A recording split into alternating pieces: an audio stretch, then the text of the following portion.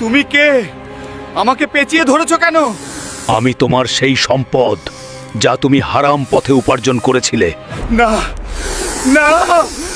একজন প্রভাবশালী ব্যক্তি সুদের ব্যবসা করত।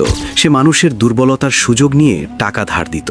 কেউ সঠিক সময়ে সুদসহ টাকা ফেরত দিতে না পারলে তার উপর নির্মম অত্যাচার করত এবং তার জমি দখল করে নিত। সে বলতো, টাকা ছাড়া দুনিয়া চলে না, টাকাই মানুষের আসল পরিচয়। একদিন হঠাৎ করেই সেই লোক মারা গেল। তাকে দাফনের পর সে যখন কবরের ভেতর তার চোখ খুলল, তখন তার কৃতকর্মের কথা মনে পড়তে লাগলো। তখন তার সম্পদগুলো তার সামনে এলো এবং সেগুলো ভয়ঙ্কর সাপে পরিণত হলো। সাপটি তার গলার চারপাশে জড়িয়ে ধরে তাকে দংশন করতে থাকলো। সে চিৎকার করতে লাগলো, কিন্তু কোনো আওয়াজ বাইরে গেল না। কবরের অন্ধকারে সে বুঝে গেল যে সম্পদ তাকে দুনিয়ায় রাজা বানিয়েছিল, সেই সম্পদই আজ তাকে কবরের জাহান্নামে ফেলেছে। নাউজুবিল্লাহ। মহান আল্লাহ যেন আমাদের সবাইকে এই হারাম উপার্জন থেকে হেফাজত করেন। আমিন।